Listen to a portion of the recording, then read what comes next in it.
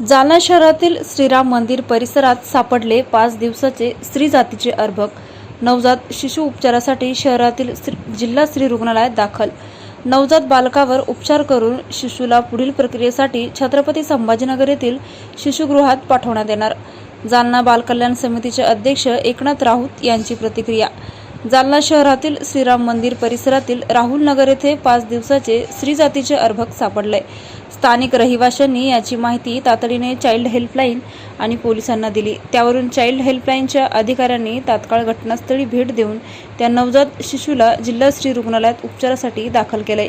या नवजात बालकावर उपचार करून शिशुला पुढील प्रक्रियेसाठी छत्रपती संभाजीनगर येथील शिशुगृहात पाठवणार असल्याची माहिती बालकल्याण समितीचे अध्यक्ष एकनाथ राऊत यांनी दिली आहे. दरम्यान शहरातील श्रीराम मंदिर भागात 5 दिवसाच्या स्त्री जातीच्या अर्भकाला कोणी फेकले याचा शोध पोलीस घेत आहेत.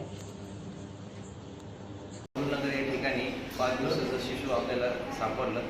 पोलिसामार्फत याची आणि चाइल्डलाईन मार्फत माहिती मिळाली.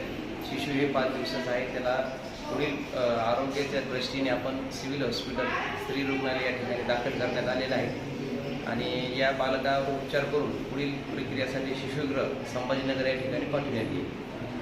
काय नाव? एकनाथ राऊत, बालकल्याण अध्यक्ष, बालकल्याण समिती जालना.